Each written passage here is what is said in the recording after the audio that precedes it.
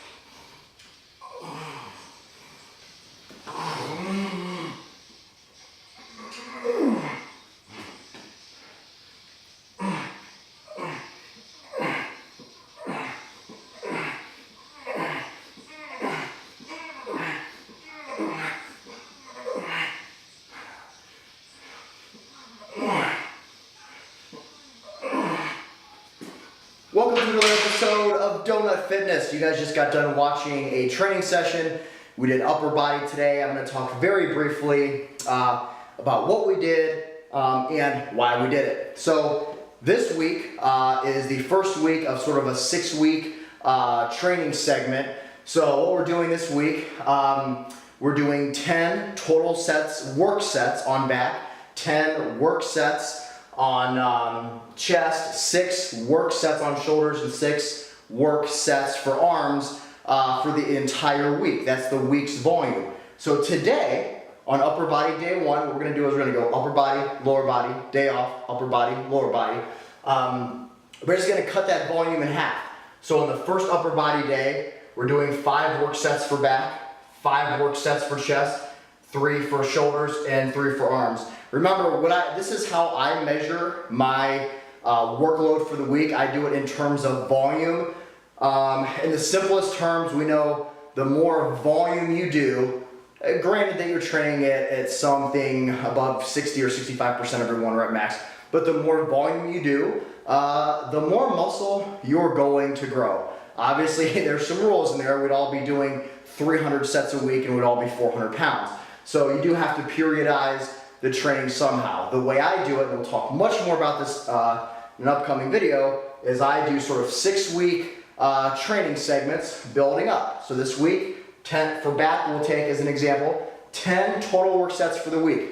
We get training stimulus on early in the week, then 1 later in the week. The next week we'll move up to 12 or 13 work sets for back.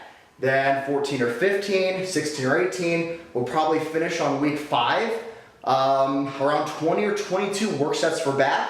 Then on week 6, we'll bring it way down to maybe less than this amount. Maybe 8 total work sets is sort of a deload type of week.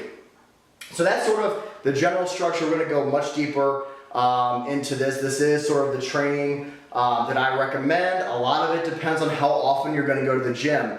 If you will absolutely be at the gym 5 or 6 days a week, you have more variety of setups. I can only do 4. With my work schedule and everything, I can only work out 4 days a week, so upper lower makes the most sense for me to be able to hit each body part at least twice a week. The other thing you'll notice today too is I didn't really go to complete failure on almost any set. We'll do a video on failure training. I do think it has its place, absolutely, but most of my sets were probably within 1 or 2 reps of failure, but not all the way there.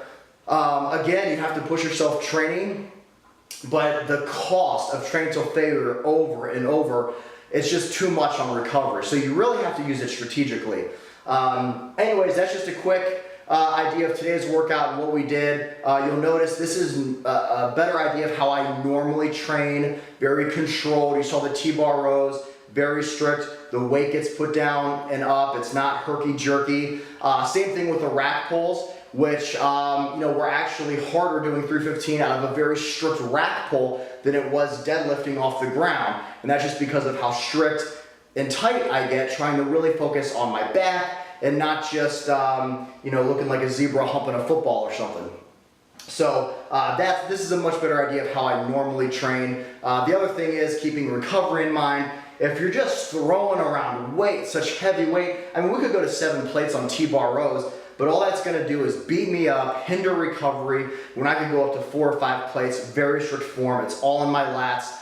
And it's easier on the recovery side. So that's it for today. We'll try to keep it short. Another video coming up, probably another informative video. We've got a big cheat meal this week. Next weekend we'll be in Buffalo, New York. And what can you do in Buffalo, New York, except some sort of chicken wing or pizza eating challenge? So we'll have that coming up. I must admit, those are the 2 worst foods for me for mass eating or food challenges, so this might not be my best work, but we'll see. Thanks for watching. Please like, please subscribe. Got some really cool ideas for some upcoming videos. Thanks for watching.